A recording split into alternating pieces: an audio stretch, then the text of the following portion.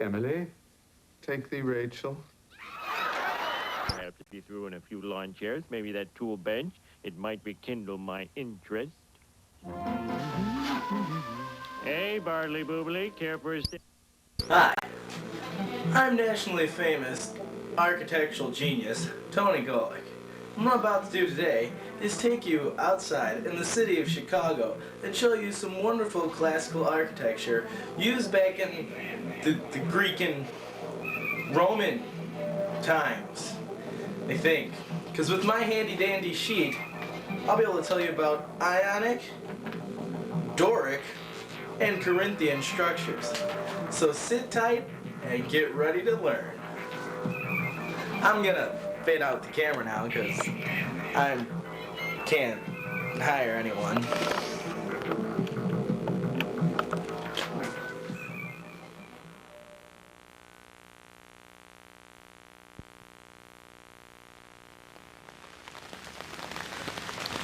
Now, as most of you can see, the lighting on this is pretty bad. I'm outside in the rain with my parents' camcorder. I'm probably going to be slain for it later, but nominal effort, right? Right. Now, up there, if you can see it, oh, out of focus, sorry. Up there, the light structure, you can see it's the molding, which was used during the Ionic period, which is when they had money before the war, because that's why they'd have money, because they wouldn't waste it on soldiers and supplies. But enough of that. Let's move on to our next part, which is far more interesting, I hope.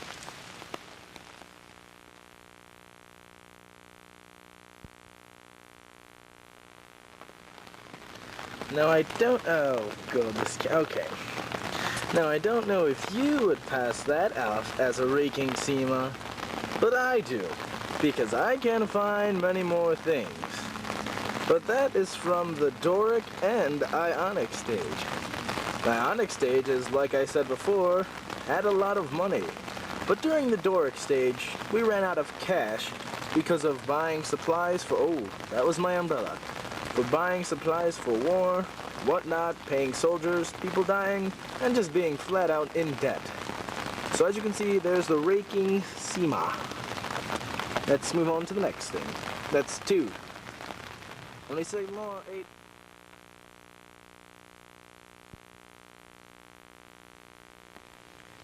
Now, as you can see, this house is festively decorated for Halloween.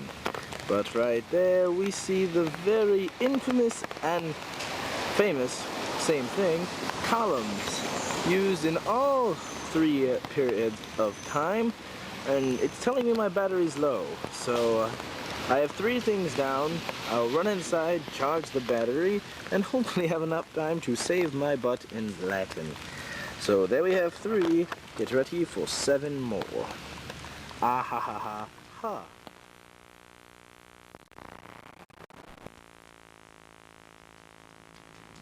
And as you can see right here is the prime example of a tympanon. It looks like it's day outside, the battery's still telling me it's dead. But still, here's the tympanon, used in the Doric part of the building stuff.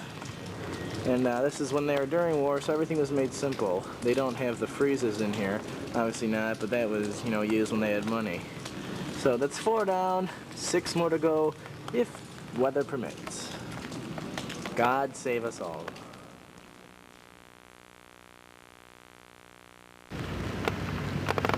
Oh, oops. And right here, I don't know if you guys can see it. No, you can't. Is an example of a frieze. Now, there's some type of woman up there, with like a lion. I wonder if I can get closer. Yeah. You can make it out. Yeah, that's a frieze. Used through just about all 3 of them except for Doric. They only had single pictures in between little columns, so they didn't have money back then, like I've said a number of times before. You get the idea, right?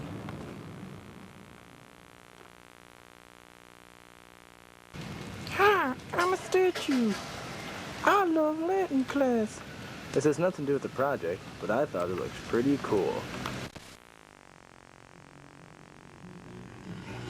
Well, unfortunately, I wasted my time this week and I kind of forgot about the project, so I didn't have the time or obviously not to go downtown and get this.